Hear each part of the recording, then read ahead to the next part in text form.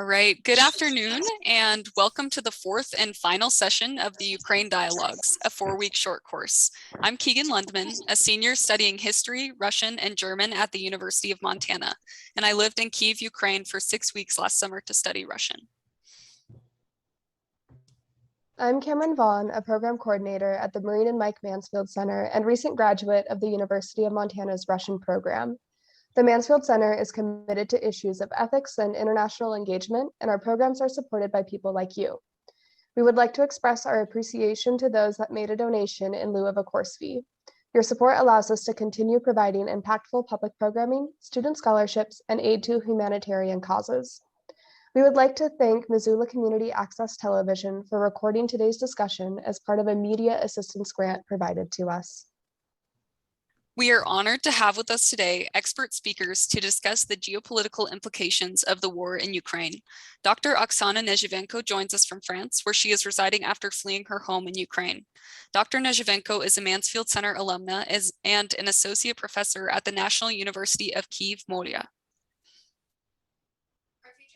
Our featured speakers today are Professor Stephen I. Levine, Mansfield Center Senior Fellow and lifelong student of China and East Asian International Relations, and Colonel James R. Compton, retired U.S. Marine officer and graduate student in the University of Montana's Department of History.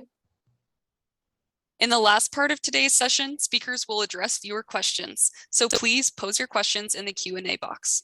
Colonel Compton, let's begin with you. Well, thank you very much, Keegan and Cameron, and thank you very much to the Mansfield Center for inviting me to this very important dialogue. It's an honor to join Stephen Oksana in this discussion about Ukraine today. I'll briefly recap over the next few minutes the military situation in Ukraine with a little bit of analysis over the past 2 months. It's important to acknowledge up front the significant information gaps that do exist in a situation like this in open source reporting. I have leveraged heavily the graphics from the Institute for the Study of War, as well as a lot of the analysis coming from that very excellent website. And I would encourage all of our participants today to go to the ISW website for additional detail and further analysis. It's a very well staffed and well updated resource. Here on the first slide, you can see, if I can bring your attention to the right there, the Russian force posture just prior to the invasion in late January and early February. A roughly 2,000-mile front that surrounded Ukraine from 3 sides, and it constituted about 140,000 Russian regular soldiers. This was augmented in the east, so the lower right-hand side of your screen, in the Donbass region by approximately 50,000 militia. And a quick note on Russian organization for their military. The battalion tactical groups are small formations that constitute the primary tactical formation of the Russian military. It's roughly 800 men in strength, and it has distributed firepower to include air defense, armor, and artillery pushed down to that smaller level. But one of the consequences of that organization is very few infantry or infantry proper. It's only about 200 or so of what we would consider to be infantry soldiers in that maneuver element, making that formation very vulnerable along the flanks and in rear area security, of which the Russian model counts on militia to augment. And that will be an important point later on. Facing off against the Russian invasion was about 115,000 Ukrainian troops with very sizable reserves, albeit not very well trained. And at the outset, the Russians possessed a massive advantage in terms of firepower, particularly in armor, as well as in their very modern and formidable air force. Next slide, please.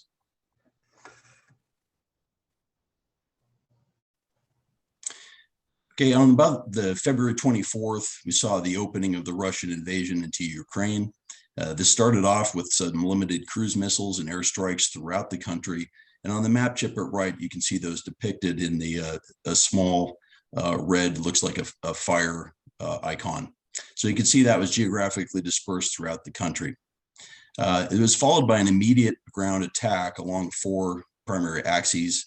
This constituted about a 1,500-mile front starting directly north of the capital of Kyiv. That constituted one particular axis with Russian forces invading through their neighbor Belarus. Over on in the Kharkiv area was a second distinct axis of invasion, the third to the eastern part of Ukraine through the Donbass, and then the fourth for the southern portion, or the 6 o'clock position on your slide, from the Crimean Peninsula north towards Kherson.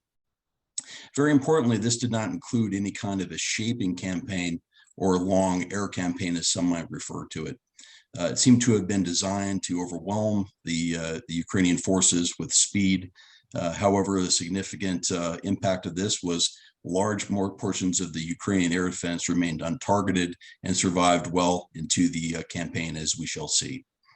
Next slide, please. At about the 1 week portion at the beginning of March, we started to see signs that the Russian campaign had stalled. This is due to a number of reasons. First, an overall lack of air-to-ground coordination and coordination amongst the three axes seemed to be non-existent. Air superiority had not been achieved, and the Russian Air Force had exhausted most of its precision munitions. Think of things like laser-guided weapons and satellite-aided inertial munitions that were gone in the early stages. This was also coupled with poor force protection on the Russian ground forces. Tactical air defense that was non-existent, even though they possessed that, and we'll see some examples in the coming slides of that. Additionally, due to their organizational model, the poor or lack of infantry support rendered the rear areas and the flanks of the Russian armored columns to be vulnerable to Ukrainian attacks, and we will talk about that in a moment further in detail. And also the logistics and communication failures seem to be prevalent on all axes. Kind of interestingly, it seems like the Russians failed to provide adequate logistics forces, days of supply, simple things like fuel, ammunition, and even food.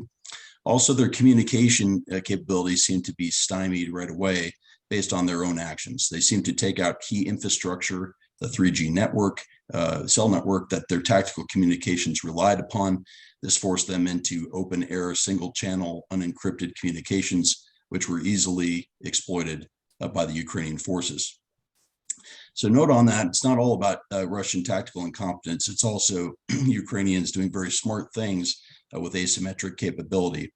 And they've really taken advantage of these closely spaced Russian formations and lack of security in order to close the distance and take out a sizable amount of Russian armor with anti-tank weapons, loitering munitions, and also with low-cost drones.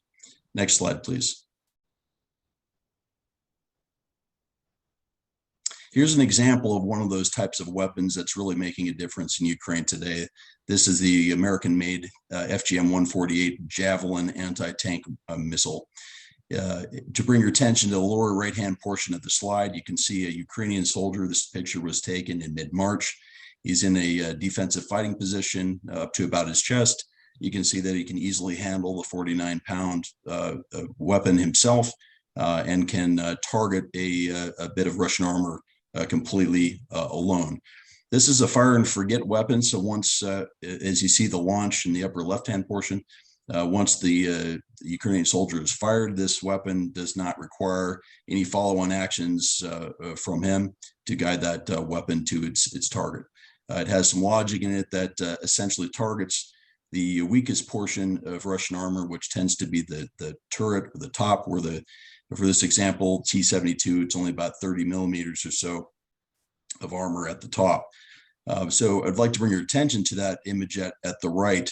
Here you see a Russian T-72 Bravo 3. This is one of their upgraded tanks in about 2015 period. You can see that by the reactive armor on the separated turret.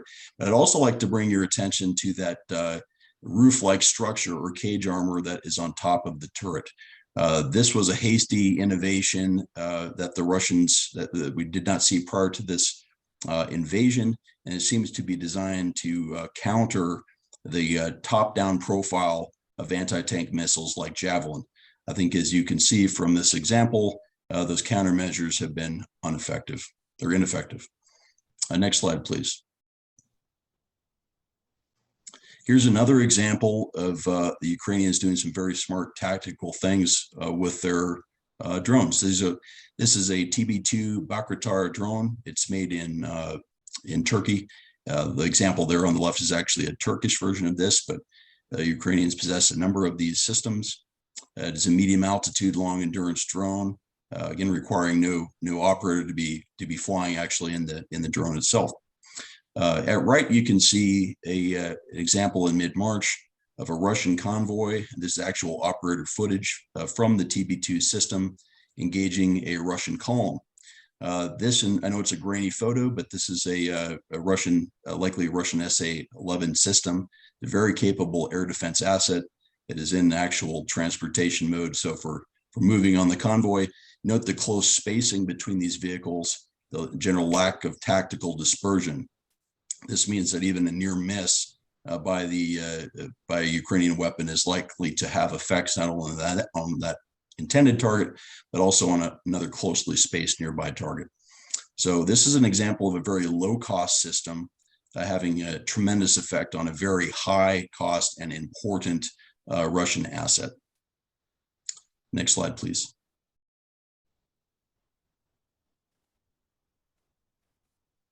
Okay, on or about the 15th of March, we started to see a shift in the Kyiv campaign.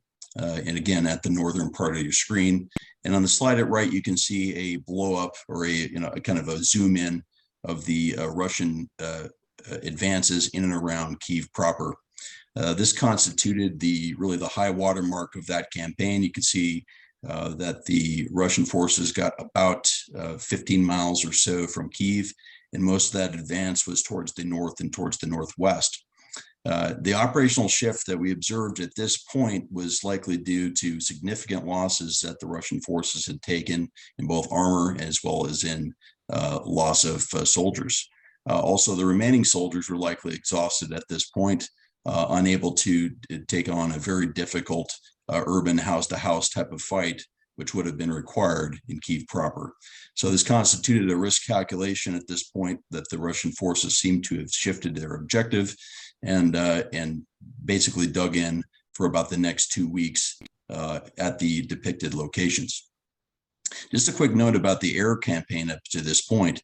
We really expected to see a lot more air-to-air engagements between, very similar type of aircraft, the Su-27 series for both Russia and Ukraine, as well as the MiG-29, really have not seen a lot of dedicated dogfight type of air-to-air missions at all. Also, the Russian Air Force seems to be marginalized and stymied mostly by a lack of precision-guided munitions in their inventory. As we assess today, that to be something less than 30% of their initial stockpiles remain, and the survival of those Ukrainian tactical surface-to-air missile systems, which continue to wreak havoc, particularly in the urban areas. Next slide, please. Okay, on or about the beginning of April, we started to see the withdrawal along the Kyiv axis. And you can see that depicted in blue at the top of your slide. And the blue areas are what we have assessed, at least as of that timestamp of April 3rd, for the Ukrainians to have recaptured, if you will. These forces from Kyiv, in and around Kyiv, withdrew up to Belarus, and they'll likely be arrested and repositioned to Donbas in eastern Ukraine if they're not already there today. Also, at this point in the campaign, Vladimir Putin named Colonel General Alexander Dvornikov the new commander of the overall effort, which begged the question of whether or not there was an active commander and associated staff in charge of this overall operation.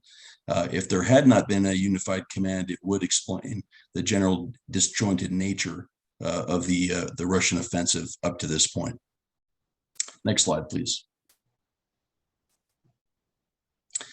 Also, about this time in mid-April, on April 14th, we saw a sizable event in the Black Sea in the naval campaign. Most of the Russian ships had been used to launch surface fires into Ukraine proper with some of their precision, sea to surface weapons. The Moskva, as you see depicted at left in Better Times, off of Sevastopol in 2008, it was the flagship of the Black Sea Fleet. This also was the most important air defense asset that the Black Sea Fleet had. And that was its primary purpose, was to defend the fleet against air attack and cruise missile attack. You can see here on the right that was not successful. Likely 2 Neptune missiles from Ukraine struck the ship, rendered it heavily damaged. Most of the crew was rescued, and the Russians attempted to tow this cruiser back into Sevastopol unsuccessfully. It sank on April 14th. Of note, I think it is likely, I have no information on this, but it's likely that this targeting information did come from a third party, whether that be a NATO asset or the United States. Next slide, please.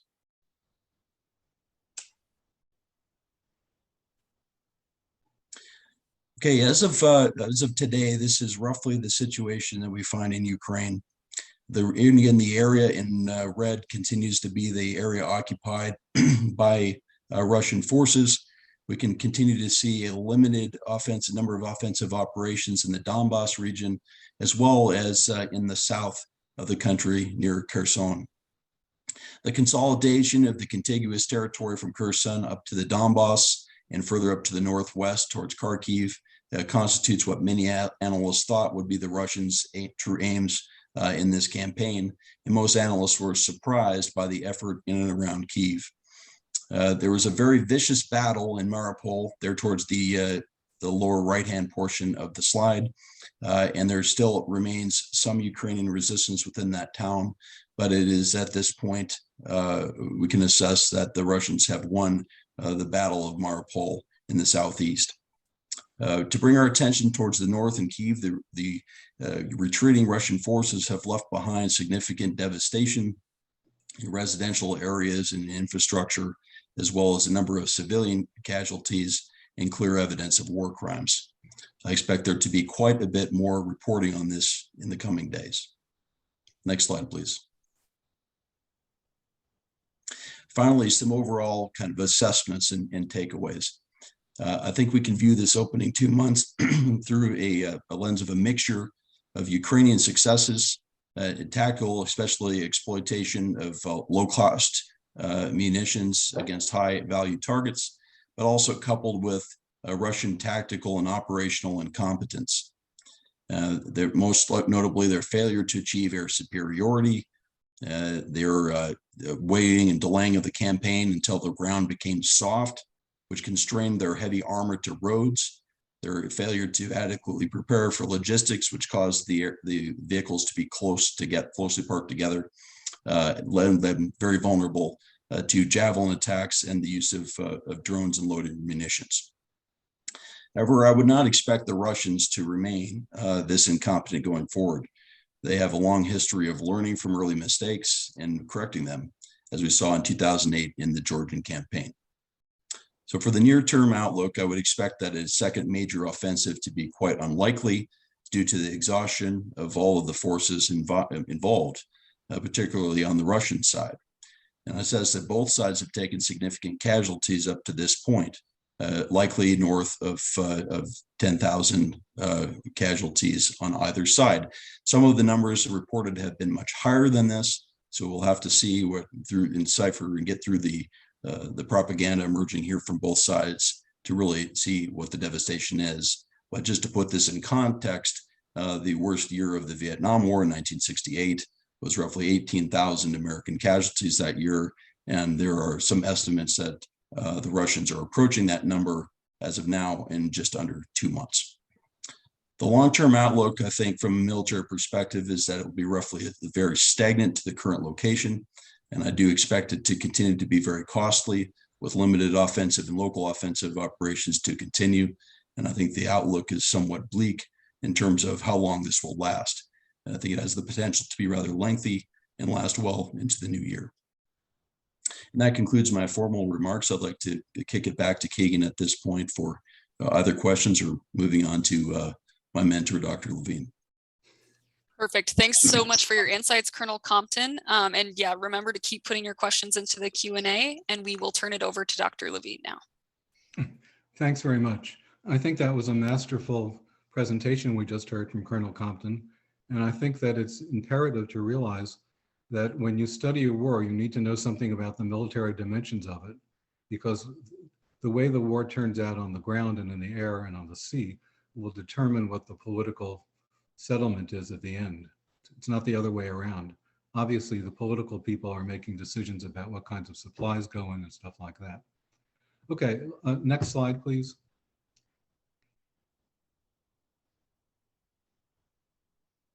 Okay, I'd like to just spend a moment reviewing what we know already. First of all, Ukraine became independent in 1991 as the Soviet Union was breaking up. Its independence and sovereignty were guaranteed by the great powers, including Russia, in 1994. So the Ukrainian government had every expectation at that point that its independence and security would be respected by its large neighbor, although that certainly did not turn out to be the case. In the past 30 years, Ukraine has struggled to put together a democratic and non-corrupt society and polity marked by two different occasions, one in 2004, the so-called Orange Revolution, and 2014, the Revolution of Dignity, the Euromaidan Revolution, both of which were attempts in part to try to reorient Ukraine from the east towards Russia, towards the west, and for Ukraine to become part of Europe, which it certainly is. If you look at a map of Europe that you're looking at on the screen, Ukraine is right there in the middle, basically, a little bit to the right of the middle. It's certainly not part of the eastern part of the continent. Part of the deal that was made in 1991 when Ukraine became independent was to give up its nuclear weapons and also to cede to Russia most of the Black Sea fleet, I think 80% versus 20%. Again, this cession of those nuclear weapons meant that Ukraine as an independent country did not have the kind of deterrence that, had it still possessed it now, would probably have prevented Putin from going to war in the first place. Putin in particular, who took power in 1999, never accepted the independence of Ukraine as a separate country, really.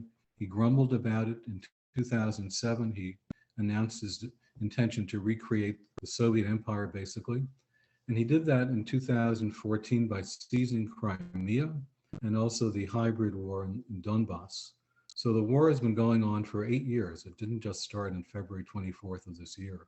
The turning point was when Vladimir Zelensky was elected in 2019 through a landslide victory, in a context in which it became increasingly clear that the Ukrainian political system wanted to reorient itself to Western Europe and really become part of the Europe that Ukrainians had aspired to be for many, many years.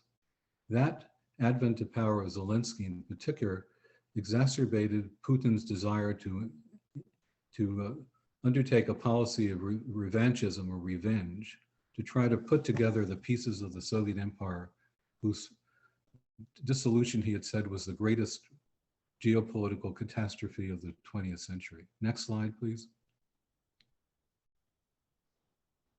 Okay, so Ukraine is not Putin's first war. He's been at it first domestically in Chechnya in the early 2000s. Chechnya is one of the republics of the Russian Federation, but it was showing signs of independence. And what Putin did in Chechnya, including in the capital city of Grozny, was to bomb it to pieces, engage in all kinds of terrible military, civilian atrocities and so forth. In Georgia, in 2008, he went to war and took away 2 pieces of Georgia.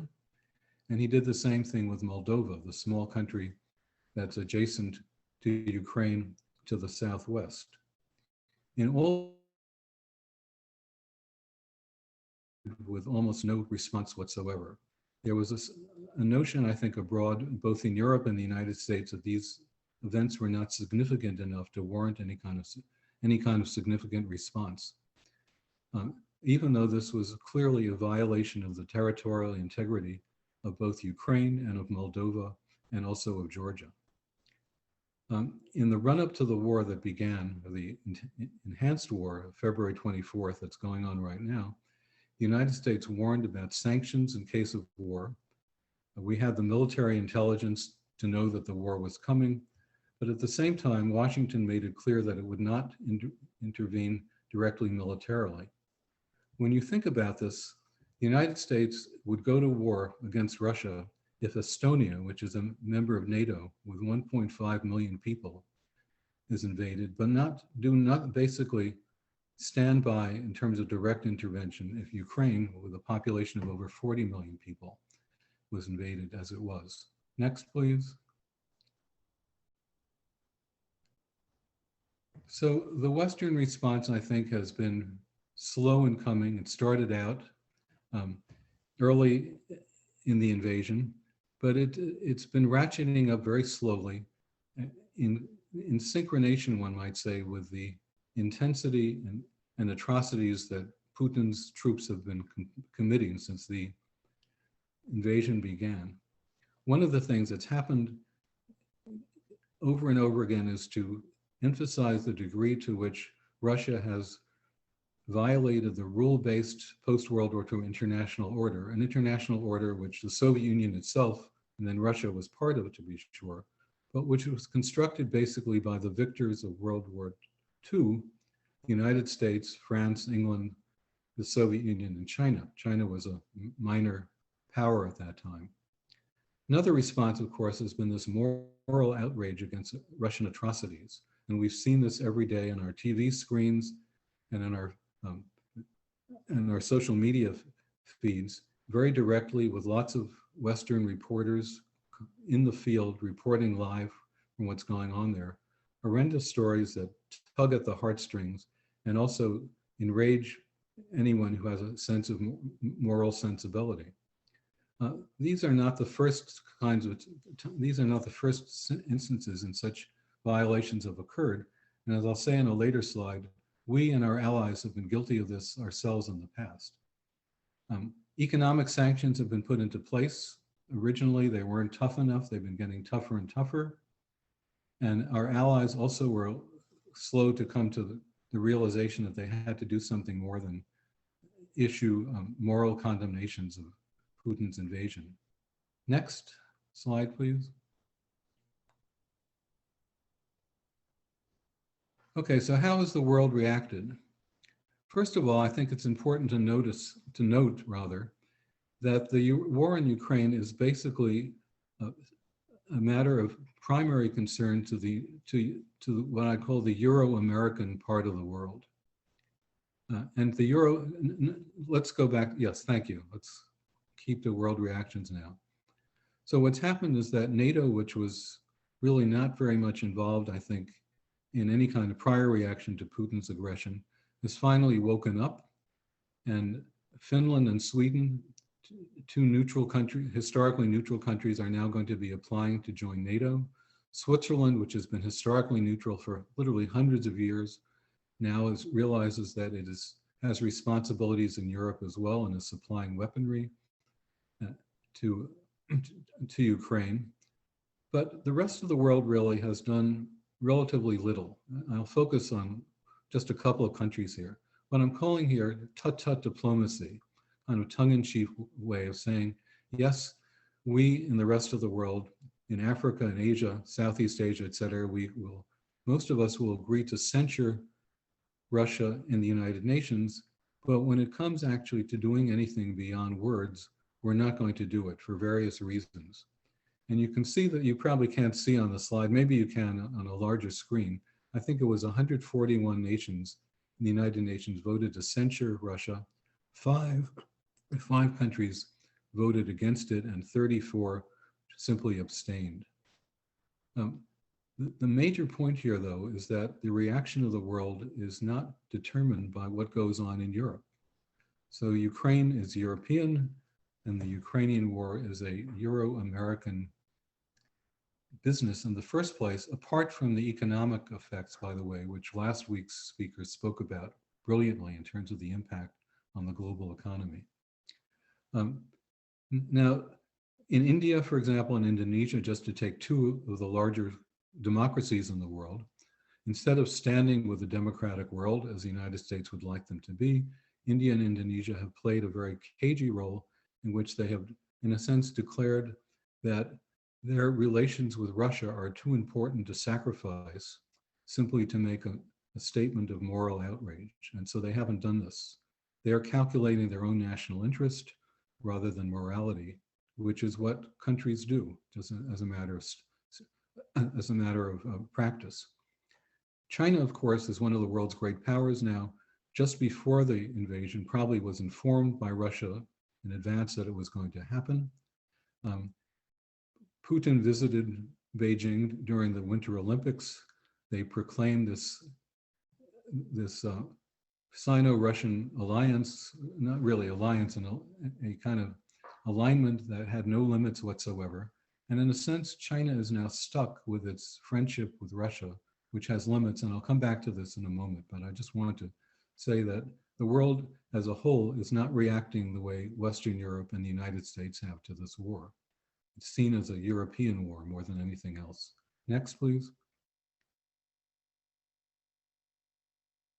Okay, so how should we understand this war? Well, the war has provided an enormous opportunity for pundits, including me, I suppose, although I'm not really a certified pundit, I'm just an academic, to talk about how to understand this. And in the West in particular, it's been put again as an ideological struggle. It's not just a war in one country in the eastern part of Europe, it's a struggle between democracy and autocracy. So we are back to a kind of Manichaean divided view of the world in which the good guys against the bad guys, and this is part of how American culture, the white hats and the black hats, the cowboys and the Indians, all this kind of stuff that has been part of American popular culture and our political culture for decades and decades. Another way that the pundits have framed this issue is to look at the Ukraine war as the end of an era, the post-Soviet era in world politics, and the beginning of a new Cold War. And is that new Cold War good or bad? Well, it depends upon your perspective of how international relations should be processed. Another way of looking by realists in the United States, John Mearsheimer, an important political scientist, is one of them, who involuntarily perhaps echoes the Russians' own view of the war, is that the war is a result of NATO expanding eastward and coming into Russia's sphere of influence, as if the countries that were formerly part of the Soviet Union have no right, basically, to assert their own sovereignty and to protect their own territorial integrity. Stay out of our turf is what Putin is saying, and Mearsheimer and people like that say, yes, the West holds a lot of responsibility for what's going on in Ukraine. I don't buy that for a moment, but that's certainly one of the things out there. Another view of looking at this from the world outside of Europe and the United States is that this is another war in Europe among imperial powers. A proxy war actually is what the Russian Foreign Minister Sergei Lavrov called the war yesterday between the United States and its allies on the one side, and in this case now, Russia and its friend, sort of friend, China on the other side, trying to divide up the world. And this has been going on now for centuries, and there's nothing new about it. It's just a new chapter in an old book. And finally, there is what I'm calling the fence sitters, people who say this is really not our business, and the business of the world is going on in such a way that the real issues are being ignored because of all the attention being placed in Ukraine. Next, please. Next slide. Okay, so alliance, the United States has tried to reactivate the NATO alliance, which was not in very good shape under President Trump.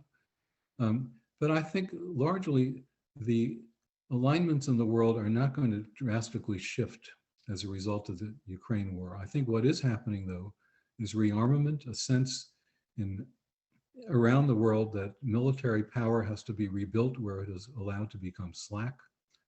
I think that it also is having an effect in terms of countries like Iran and North Korea, which have nuclear deterrence. It's not a good idea to give up your nuclear deterrent. Japan, former prime minister there was speaking about the need for Japan to acquire nuclear weapons, which has been a no-no. But I think the major kinds of things in the world before the war began, the problems that exist are still with us and are not going away. Global climate change, pandemics, economic injustice, overpopulation, the danger of nuclear war. There is a danger, I think, that as we focus exclusively, for the short term anyway, on the Ukraine war, that we're going to pay less and less attention to what we need to pay attention to if the world is to survive.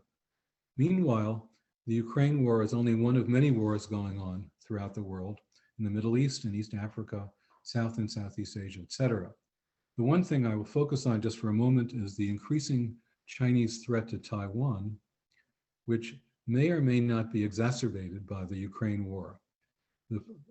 Putin's failure to achieve a quick victory may give pause to Xi Jinping, who would like to take over Taiwan, but it may also, on the other hand, argue for a much more powerful accretion of military power at the very beginning to strike hard before there can be an international reaction. So the jury is out on that, and we won't know, hopefully we'll never know what the answer is to that. Next, please. Okay, so I mentioned before in passing that Western powers, including the United States, have engaged in strategy and tactics that unfortunately, to our shame, are very much like what Putin has been doing in Russia. We did it against the Native American population on our own continent, to be sure, but we also did it in World War II. The British did it in Dresden. We did it in Tokyo. It's going on in Palestine with our ally Israel. The rubble that you see is rubble from different countries. So, and then in the lower left on the slide there, you can see Baghdad on fire in a war that was a war of choice on the part of the United States back in 2003. So I think we should be a little bit humble as we criticize others for things that we would prefer to forget that we have done ourselves. Okay, next, and I think finally. Okay, so I found this amusing picture on the internet yesterday. I was looking for something.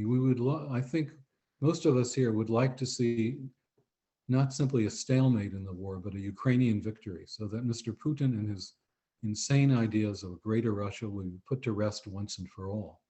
Russia, by the way, is going to suffer immensely from this war, not only because of its military losses, but also because many of its brightest people have already left. The sort of Western educated, Western inclined intelligentsia have been leaving in droves and leaving Russia weaker, a country with nuclear weapons, but without an economic basis, a kind of large country that is like a sort of Saudi Arabia with nuclear weapons, you might say. So let me stop there and turn it over to our next speaker. Thank you very much.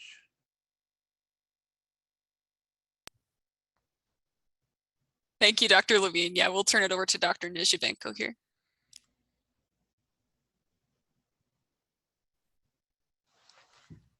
So good afternoon, everyone, again. I cannot really believe that this is the end, the fourth session of very, very interesting journey. Yeah, I want to start with like brief going back, what did we discuss? So in the first session, we spoke about possible reasons why Russia started this war. At the second session, we discussed democracy, what cracks this current global democracy has. And I gave you some already documented atrocities committed at the territory of my country. And last time we discussed economy. And here I show you again the companies who decided to leave Russian market to demonstrate their solidarity with democracy. So today we are going to discuss global implications of this war. And yeah, I decided to fit into this session some of the thoughts that I find are to be thought about and are to be considered. Again, day 62, 2 months of war in Ukraine, already larger and larger numbers for us as achievers. And thank you for reminding me about javelins and bayraktars. These are our favorite words now. Yeah, 55 days not seeing my husband, more than 2 months, yeah, not being at home. But praying for victory. Last time we discussed economic state, and I believe economic state is very important for policy. That's why I decided again to show you the slide that I showed you last time about some disruptions in international trade, which will, of course, influence the global GDP, the world GDP. And I actually found interesting statistics today or yesterday about how our countries will conquer this loss of GDP. So there is estimate from Standard & Poor's that Ukraine will recover in 5 years due to this war, and Russia will recover in 10 years only from the sanctions. Yeah, the world needs to take this into account, and the country who started the war also needs to think about their GDP a bit more, I believe. Order in disorder. And by this, I mean something that was mentioned by previous speakers. There is a country who is part of which is occupied. There are actually been some terroristic attacks in Transnistria, in Moldova. So Russia is planning to achieve like a big victory that they want to present to their citizens by the 9th of May. By joining like the south of Ukraine with part of Moldova. Horrific scenario. Yeah, so everything will be decided in the next 2 weeks. And also something that we discussed already about conflict areas that exist all over Russia, all over the world, also in Syria. And partly, I believe, or mostly, they are orchestrated by Russia. New way of war. So this war is the first war when we have social media. This is the first war when we have cell phones. We have nuclear power plants and we have nuclear threats. We have satellites, we have GPS, and we have drones. And by this slide, I really want to show that war is not happening only on the territory of Ukraine. This war is happening all over the world, including the United States, because information is now a very powerful tool. So it's extremely important to verify the credentials of those who you quote, who you read, and believe in the right sources, because by only one mistake in the information, we can be an offender. Question mark, failure of NATO. I've been thinking about this a lot, and many experts have been thinking about this. We are not part of NATO, of course. We want to be, but we're not strong enough, or maybe we are already strong enough, but we are still not part of the NATO. Maybe it's also a failure of international organizations. For example, United Nations is a platform where many thoughts are discussed. And there is a representative of the Russian Federation as Vasil Nebendia. And he very often says very wrong words at this platform, like accusing US and NATO of provoking war in Ukraine. Yeah, this is pain for us, and hope, thankfully, this person was excluded from this Security Council and Russia was suspended. Refugees, we discussed it last time briefly. This number is higher already. As of April 24th, it's 5.2 million of people who left Ukraine, including me. So for these countries who acquire us, this is, of course, problem for a budget, of course, issues of housing, but not only that, it's also about social integration. It's also about labor market, providing us with enough sources or helping us find these sources. Also, I believe these countries should take into account like psychological aspect of people coming from Ukraine, because many of us have these traumas, yeah, this should be discussed as well at the country level. Black is white. I believe Russia has a core narrative which is called a lie. For example, they say that Ukraine was created by Lenin in 1953. Well, history speaks differently, and there is this famous cathedral, Sophia of Kiev. You know, even in the title, it is called Sophia of Kiev, a very famous church, one of the core churches in Ukraine, which was built in 11th century. So, like, where does history of Russians match with ours? So they say we are Nazis, and they protect people, the world, from Ukrainian Nazis. But isn't it the sign that is marked on all the Russian tanks who crossed our border? And maybe you know there is this athlete, gymnast Lina Kabaeva, who is believed to be either an unofficial wife or a lover of Putin, who recently said very interesting information that sanctions are actually positive for Russia, because they believe that Russian gymnasts are the best in the world, and it's better to compete within Russia for Russians than in the international arena with Chinese, Japanese, or Americans. I believe this is kind of a lie too. Russia likes to predict steps by expressing their fears. For example, they were afraid that there will be some chemical and biological weapon spread, and they spread it in Mariupol, Donetsk, Odessa, a couple of officially proven attacks already. They also are afraid that they expressed fear that Russian territory and Belarusian territory may be attacked by Ukrainians. But it was actually proven that these attacks were again orchestrated by Russia. And avoiding rules, especially rules of the war. So I found rules of the war: protect civilians, medicals, injured soldiers, prohibit targeting civilians, and no to war crimes, no to destroy two houses. Sick and wounded are to be cared for. Hospitals cannot be attacked. No torture to prisoners. Limit the weapons to be used. And finally, forbid rape and sexual violence. All of these points were broken by this country. And they sort of are not afraid of punishment.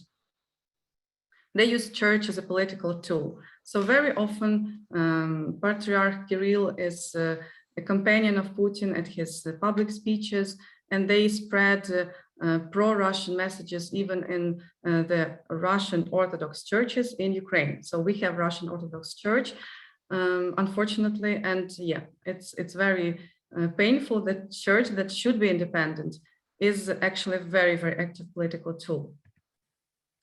And my final slide is about global impact as a global sorrow.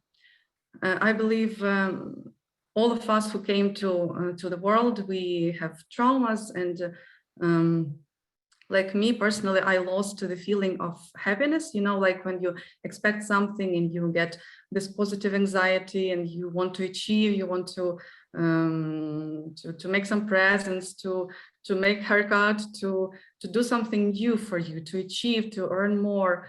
And yeah, this is the pause situation for all of us. And I think all the world also needs to think about this somehow.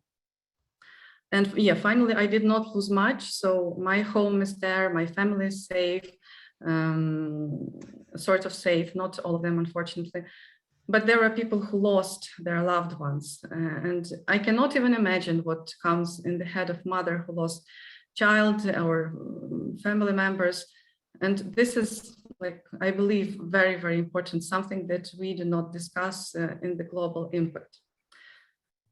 So I have been, you know, having this question in my head, what me personally, I can do more, except doing such speeches or supporting my army with my donations. So if you have some ideas what could be done more on my part, I would really be thankful for any idea that you have. Yeah, and I want to finish with thanking all the audience for being with us today during all these 4 weeks, for asking very right questions, for contacting me, for your donations. Everything you did was amazing. I thank Chris Smith, Rob Seldin, Joanna Shelton, Steve Levine, James Compton for being perfect companions in spreading the world for democracy. I thank the Mansfield Center for organizing this event, Cameron and Keegan for perfect moderation. And I thank all of you, and I thank your country for supporting Ukraine. So Slava Ukraini, glory to Ukraine, and Slava to our heroes, which is our army. Thank you. Thank you, Dr. Nezhevenko. We do have time for a few audience questions before we close. Keegan will be asking the first one. All right, our first question is from Shahid Zaki, and it's for Colonel Compton to start. NATO countries have announced that they will be providing enhanced artillery guns and ammunition to Ukraine. How will this alter the battle landscape for the Ukrainian forces? Well, thank you for the question. I do believe that this is already occurring to a large degree, that a lot of the emphasis upon the javelins and as well as the drones also have domestic political purposes here in the United States, at least as far as who want for shaping in the future. So I think we're seeing a lot of good examples, they're true stories, but I think that missing in this story is the effect of artillery up to this point. And I do think that there will be quite a bit more in that front. It's just easier to transport and easier to replicate.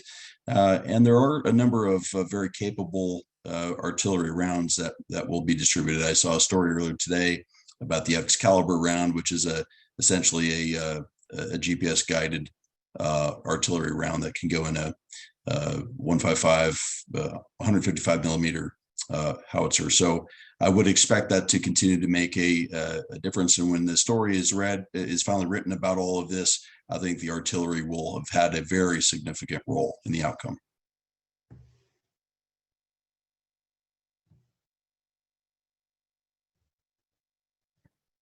All right, and our next questions come from Marcia Kierker and Ted Mead, who ask about if you can speak to the ongoing threats from Russia about nuclear war, and what chances do we think that Putin might actually use some nuclear weapons? And we can begin with Dr. Levine, then move to Dr. Nezhevenko, and wrap with Colonel Compton.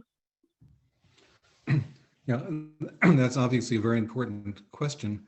And I think it's the Russians have been threatening early on in the war already. They said that their nuclear forces were on alert.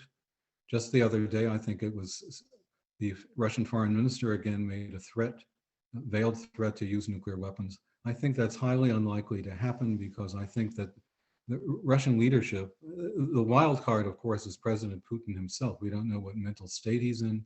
We don't know whether there is anyone in the Kremlin really who has the temerity to stand up to him if he issues an order that is a manifestation of nuclear insanity, which it would be to use nuclear weapons. But so far, in all the regional and local wars that have occurred, even involving nuclear powers, nuclear weapons have not been used. So it would certainly be a complete breach of the unwritten code of not using nuclear weapons in wars since 1945 if Putin actually resorts to them, even battlefield nuclear weapons, which would have an negative effect possibly on Russia itself in terms of nuclear fallout blowing back into Russia.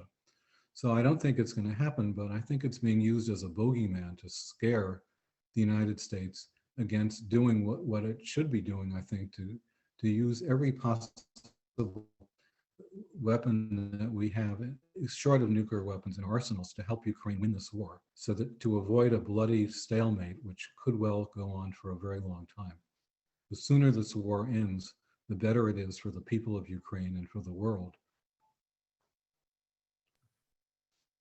Yeah, I can add that this question is not only about nuclear power and using it, because when we read about this and when we see the world reaction, we actually see that the decisions that are made in Kremlin are not as united as it is portrayed, because according to what I know and what probably you know, it is not only Putin who decides about using so-called nuclear button, but it's also a couple of other people.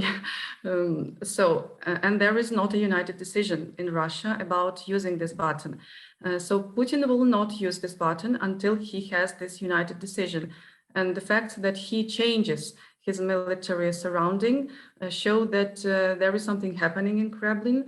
Yeah, nuclear power, it is also about some cracks in his alliance. And, you know, we really loved the response of the United Kingdom on these threats of using nuclear power, nuclear weapons, sorry. And Boris Johnson, he is like really open. He said, if Russia uses a nuclear weapon, we will use a weapon against Russia without NATO decision. And these threats from Russia, they sort of got quieter. I wouldn't add much to that, except for I would concur with the panel. I don't think that this is a very highly likely scenario. However, it definitely is in the thinking of those who are trying to come up with the proper response to this. So I do think that it does explain the slowness to support, if you will, by a good deal of a good number of NATO countries. As well as the reluctance to do more direct support, things like a no-fly zone, or even the involvement of U.S. or NATO troops in Ukraine proper. It frames all of those things. Thank you. And we have a question from Ben Yaturi next, and we'll start with Colonel Compton and move down the line for extra comments from Dr. Levine and Professor Nezhevenko. The question is, can we foresee the mass mobilization of conscripts to backfill losses received at the front, or is that too politically dangerous for Putin? Well, to a certain extent, this happens every year. The Russian draft in a conscription occurs usually in April 1st and after, and generally there's about 265,000 conscripts that enter the Russian forces for a period of 1 year. So that's been going on for quite a long time. This year that was moved up significantly.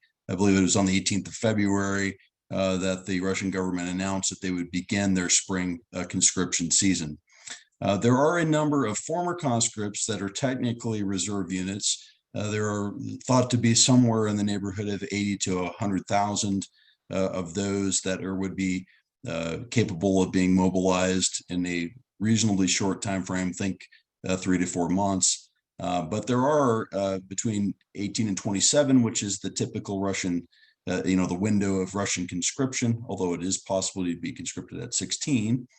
It's about a 1.2 million population within Russia proper. So there are sizable numbers of reserves, if you could think of, you use the manpower to fill that. However, the likelihood of a mass mobilization is probably low. I do think that you will see a number north of 100 or of 265,000 conscripted into the force in this year. I have nothing to add to that, so. I can add only one point, that we really believe, and we hear it from conversations that we can detect from soldiers of Russia fighting in the territory of Ukraine to their wives and mothers, and they all say that this is horror happening here. Ukrainians are killing like crazy, and the motivation to go to this army is really very low. And this is proven not only by me, because I'm definitely not objective in this question, but also by intelligence service of United Kingdom and US. We would like to thank our speakers, Dr. Steve Levine and Colonel James Compton. And we are so honored and grateful that Dr. Nezhevenko has joined us for the Ukraine Dialogues in her dual capacity as both an academic analyst and a citizen of Ukraine. And we'd like to thank her for her closing statements just moments ago. Right. And as we're wrapping up, we want to reiterate how valuable it has been to spend time learning as a community with Dr. Nezhivenko and other experts about Ukraine's unique identity and about the full scope of what Russia is doing in Ukraine. By engaging in these and other dialogues, you are all showing a vital support for Ukraine, and we hope that you will continue in the intended direction of this short course by learning, spreading awareness, and offering whatever support you can to Ukraine and Ukrainians. Dr. Nezhivenko, once again, it has been an honor to hear from you over the past weeks, and despite how difficult it is, we are very grateful that you helped us gain understanding of this war's personal tolls and widespread impacts. And we appreciate your generosity in the form of donations in lieu of a course fee. These funds will go directly to support student study in the region, as well as humanitarian causes in Ukraine. And if you would like to support our programming and have been waiting to donate, that link will be posted in the chat. And Oksana, if you would like to comment, feel free before we close. Yeah, well, nothing to add. Really, thank you for everyone for a very, very well organized discussion, for a very high level discussion. Yeah, it was a pleasure to be with you, and I will miss you. Thank you all for joining us today. And do remember that recordings of all the sessions are available on the Mansfield Center YouTube channel, which Cameron is also going to link in the chat. Take care, and Slava Ukraini.